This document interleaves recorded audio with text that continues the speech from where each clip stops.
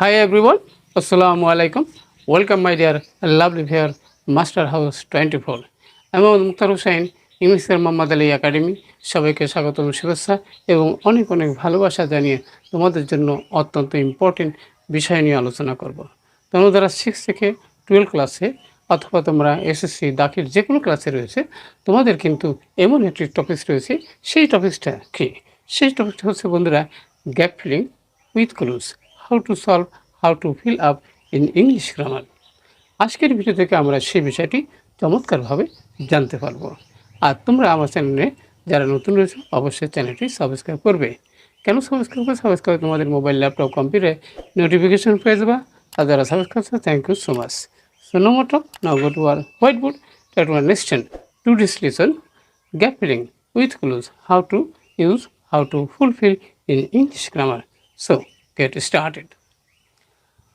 Hello my dear lovely viewers, আমরা বলছিলাম gap filling with clues, how to full or use fulfill in English grammar. আর আজকের এই ভিডিওতে আমরা গ্যাপ ফিলিং অর্থাৎ ডিফারেন্ট কাইন্ডস অফ পার্টসিপিভ স্পিচ, এই গ্যাপের মধ্যে আমরা কীভাবে ইউজ করা যায় সেই ডিফারেন্ট পার্টসিপিভ স্পিচ সম্পর্কে যে তথ্যগুলো দেওয়া আছে, তথ্যগুলো অবশ্যই আমাদের ধারণা থাকতে হবে যাতে আমরা এখানে সুন্দরভাবে সেটি আমরা ইউজ করতে পারি। তাহলে প্রথমে আমরা দেওয়া রয়েছে কি, যে গিভ মানে দেওয়া, সেটা আমরা সকলেই জানি। তারপরে আমরা দেওয়া বন্ধুদেরকে সেটা কি, এ মানে একটি অ্যাডজেক্টিভ, কোথায় কীভাবে বসে সেটা আমরা জানতে পারবো।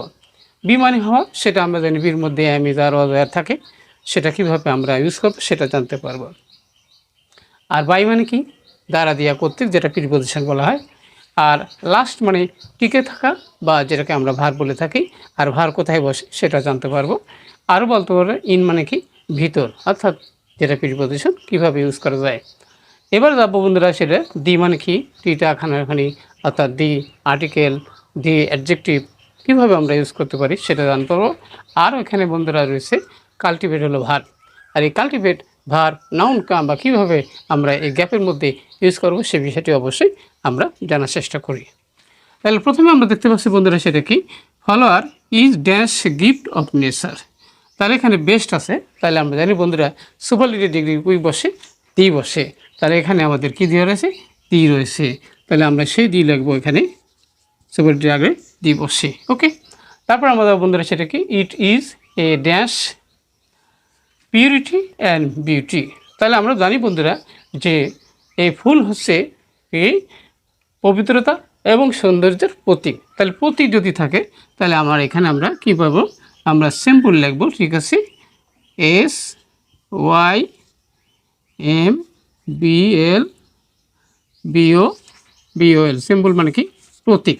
তাহলে এটা হচ্ছে কি, it is a symbol of purity and beauty, অর্থাৎ এখানে পবিত্রতা এবং সৌন্দর্যের প্রতীক। তাহলে কি, এই ফুল আমাদের কি করে, গিফটস আস, তাহলে আমাদের দেয়।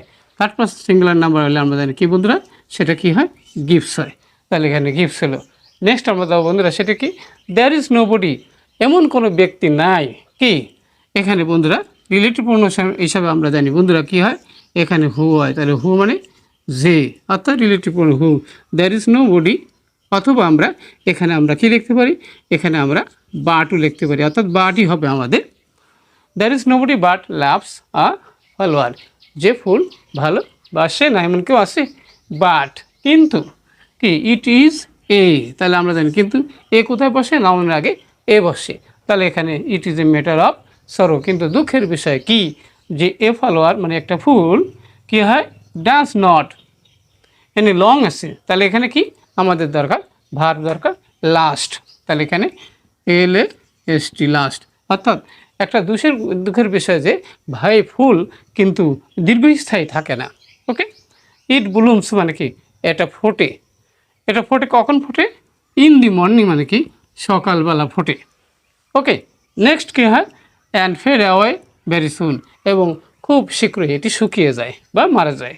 ওকে, নাও ইট ইজ ফলোয়ার্স মানে এখন আজকাল, ফলোয়ার মানে ফুল কি হচ্ছে কি, আর মানে কি, আর হয় প্যাসিভ মুডে থাকে, আর কাল্টিভেটেড ইন আওয়ার কান্ট্রি, তাহলে ফুলের চাষ আমাদের দেশে করা হয় এখন।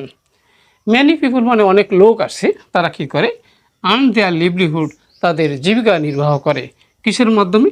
এখানে বাই মানে আমরা জানি বন্ধুরা বাই, এখানে ফলার রয়েছে, তাহলে ফলার এনে কাল্টিভেট রয়েছে, তাহলে ফলার কাল্টিভেশন, অর্থাৎ এখানে নাউন হিসেবে বসবে। তাহলে আমরা এখানে লিখতে পারবো কি কাল্টিভেশন, CUL কাল্টিভেশন, অর্থাৎ ফুল চাষের মাধ্যমে অনেকে তাদের জীবিকা নির্বাহ করে। তাহলে আজকে আমরা বুঝতে পারলাম যে how to fill up gap filling with clues in English grammar.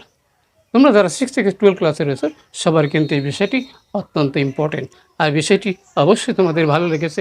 আর যদি ভালো লাগে অবশ্যই লাইক শেয়ার করবে, আর কী বিষয়ে ভিডিও চাও দুপুর কমেন্টস করে জেনে দাও। সবাই সুন্দর এবং সুখী জীবন কামনা করে এখানেই বিদায় নিচ্ছি। আল্লাহ হাফেজ।